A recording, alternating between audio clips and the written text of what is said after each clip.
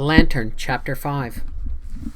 Yes, it meant war, with James leaving at the first call and Belle's young husband enlisting without her knowing his intentions. Abby thought she could not stand it to see them go. It seemed that life was doing something to her which she could not countenance.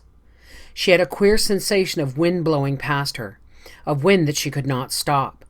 She stood in front of the Seth Thomas clock on the shelf in her mother's cabin and watched the hands moving above the little brown church painted on the glass of the door. Oh, stop time for a few minutes until we can do something about the war.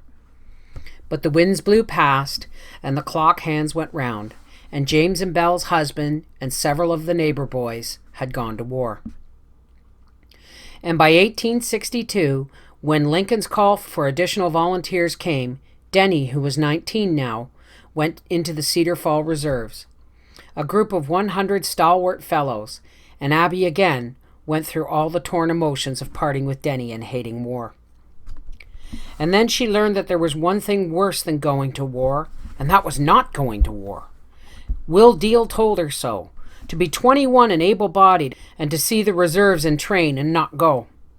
He was ashamed and miserable. But his father with his one arm, and in the assembly as he was, and no one to farm, and Regina and Louise and his mother all depending on him, he could not go. It seemed queer that all of the people in the community, Abby Mackenzie, who was only 16, should be the one in whom Will Deal confided. And because Will Deal had done this, Abby told him some things she had never told a soul. That someday she was going to be a big person. She could feel it in her, that she was going to do great things, sing before vast audiences, and paint lovely pictures in frames, and write things in a book. You know, Will, I don't want people to laugh at me. And I don't believe you would. But sometimes it all comes over me, that I can do these big things. It's ahead of me, kind of like a light in the woods that shines and stays far away. And when I read verses or hear music or sing, it beckons me on, and my throat hurts with wanting to do something great. Will did not laugh at her, but instead he looked at her queerly for a moment, noticing for the first time that her skin was as creamy white as the mayflowers that grew in the big woods, that her lips were of deep red tints and her eyes of deep brown ones, and that her mop of curly hair held them both, the reds and the browns. Then, the next year, Ed Matthews, who had been east to college, was drafted. And Doc Matthews called Will out of the field where he was cutting wheat with a cradle, and told him he would give him $500 to go in Ed's place. Will walked to the house, laid the sack of gold pieces in his mother's lap, and said, "I'm going, Mother. There's the money to hire the work done." He left from the Dubuque and Sioux City station 2 miles from his father's place. Grandpa Deal was there, sick at heart, joking the boys. Grandma Deal, in her black cap tied under her wrinkled face, was there, scolding that Will was going, that the coach would be crowded. Scolding and sputtering in her little nagging way. Why didn't they stand back? Why didn't they go tomorrow? What made everyone so noisy? Maggie O'Connor Mackenzie, in her white cap tied under her plump, placid face, was there. And Abby Mackenzie, in a sprigged delaine over hoops, and with a little pancake-flowered hat tipped over her forehead, was there. Oh, God, stop the winds blowing by, the wind that blows time away. Stop the clock hands until I can think whether Will Deal ought to go to war. And then something happened. The train was ready to start. There were goodbyes and noise and tears and confusion. Will Deal shook his father's one hand and kissed his mother's little wrinkled cheeks and Regina and Louise, and started to shake hands with Abby Mackenzie, but suddenly he kissed her instead. And if battles have been lost and kingdoms fallen over less, who is there to blame Abby Mackenzie that her own little kingdom was in a state of revolution when she left the station and drove home in the lumber wagon across the prairie over the damp, dark river road? In the fall of '64, when she was 17, Abby herself was teaching homeschool.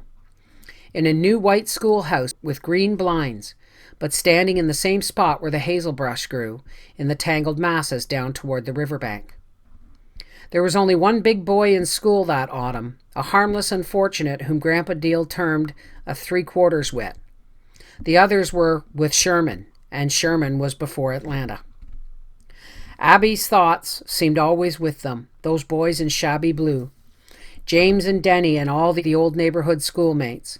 Through the monotonously droning reading of the McGuffey readers, the ciphering, and the tramped copybook work, she thought of them. God, bring them all safe home. Please bring them home, God. James and Denny and Will Deal. There were other friends and schoolmates, but no one so big and fine and clean as Will Deal, and so understanding. Whenever she craved understanding, she always thought of Will Deal, who did not laugh at her fancies, but gave her sympathy instead. Ed Matthews, who paid his way out of the draft, came home that fall for a few days. Ed was going to be a doctor like his father. Several times he had stopped his horse at the schoolhouse door and, with the reins over his arm, talked to Abby. She was a little proud of the attention. It was rather complimentary to be singled out from all the girls in the neighborhood for attention from Ed. She could not quite make up her mind whether she really liked Ed or not. Will Deal didn't like him, had never liked him, but Will was prejudiced, and it was nice to see a young man dress as Ed did. In his riding outfit, he certainly looked tony. There were some rumors around about Ed, something about his drinking at times and riding at dusk down a by-road which decent people avoided, but no one had verified them. So far as Abby knew, and anyway, people were probably jealous of him and his opportunities. In that week of October, on a Friday afternoon, when the hazel brush was brown burnished as Abby's hair, and the big woods a mass of scarlet and bronze and crimson, she closed the schoolhouse and left for home. In the distance, she could see the new stylish high-top buggy of Dr. Matthews going down the lane road where the honey locusts, yellow now, bordered on the north side of the Deal place. She was thinking that she could have ridden home with the doctor if she had been out a little earlier. Not that she cared, for it was pleasant walking. Who could believe that the guns of war were booming in the south this Indian summer day? When nearly home, she paused, turned abruptly, and climbing the stake and rider fence, walked through the oaks into the clearing where the October sun flecked down through the leaf shadows. Not for several years had she visited the old grassy knoll between the huge trees. She went up to the top of the knoll now and faced the invisible audience in that old, intangible dream which she always had with her.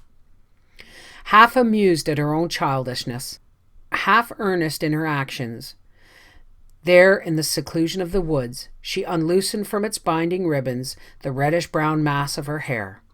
She unbuttoned the top buttons of her lavender-sprigged delaine dress and pulled it down over the creamy whiteness of her shoulders, tucking in the edges to hold it.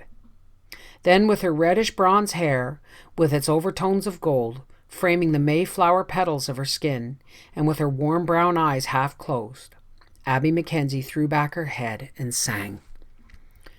O Lady of the Lea, fair and young and gay was she, beautiful exceedingly, Lady of the Lea. The notes rose like the nuptial flight of birds, notes of desire and a longing for their fulfillment. To her bower at last there came a youthful knight of noble name, hand and heart in hope to claim, and in love fell she. They throbbed with the joy of life and the pathos of it, with the beauty of peace and the sadness of war. Still she put his suit aside, so he left her in her pride, and broken-hearted drooped and died. The lady, a twig snapped, and the note snapped with it. Frightened, Abby whirled to the sound. Ed Matthews stood near her, his blond face aflame.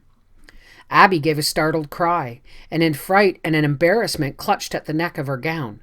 But Ed Matthews had her in his arms, was kissing her full red lips and creamy mayflower petals of her neck, burying his flushed face in the red bronze of her hair. Abby, Abby, you coquette, you're wonderful, gorgeous, I love you, I never knew, I want you, you're going with me, you'll marry me, I'll take you east to New York, your voice, I didn't realize, you can have the best teachers. I have to go back tomorrow, Abby, you coquette, and we have tonight left, tonight is ours. Swept away on the tide of Ed's passionate words, she seemed to be without thought of comprehension. When she could speak, she found herself saying, almost without her own volition, "Don't, Ed, don't touch me. You've no right. You've no right. She was trying to button the high neck of her dress, pushing Ed's protesting hand away, twisting up the red-brown curls of her hair. Ed's laughter disconcerted and frightened her. He seemed so very sure of himself, and of her. It was sundown when they reached the Mackenzie cabin. For a long time they stood in front of it, talking. Ed's flushed face bent to Abby's. "I think so, Ed, but I'm not sure. It's sudden, and when you come in the spring, I'll know my mind." "You're playing with me. You are a cocket." "No, Ed, I'm really uncertain." "Uncertain about marrying me?" Ed's opinion of himself was not what one would term feeble. "Uncertain about going to New York? With that voice?" "Oh, Ed, if I went..." Abby was suddenly childish, wistful. "Would I be a lovely lady?" Ed Matthews' banter and his high-handedness were stilled. His passion and his ardor quieted. He bent and kissed Abby's pretty tapering hand. "You would be a lovely lady," he said gently. When he had gone, Mary and Mother Mackenzie drew Abby in to tell them what it was all about. Importuned to secrecy, Mary was excited beyond the completion of sentences. "Abby, you! Dr. Ed Matthews! To go to New York! Your voice! Teachers in New York! It might be the opera!" Mother Mackenzie asked gravely, "Do you love him, Acushla?" Abby turned burning cheeks to her Irish mother and clutched her plump shoulders. "I don't know. Tell me, Mother. What is love?"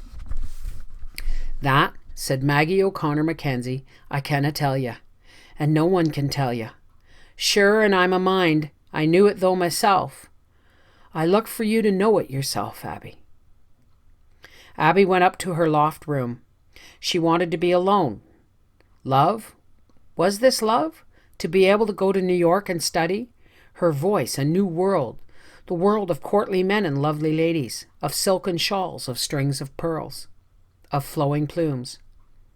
But that world also held Ed Matthews with his eyes that were not quite steady, with his disconcerting laugh and the vague, unproven rumors. But he loved her, that was certain. Or was it so certain? His kisses. Abby's face burned with the memory. She thought of Will Deal and the day he had left for war 2 years before. Will had kissed her too. Quite suddenly, she wished she could talk the whole thing over with Will Deal. Will would help her to know her own mind, help her understand what love was. Of all the people she knew in the whole world, Will was the most understanding. He was so steady, so dependable. Oh God, bring Will Deal safe home soon to help me know.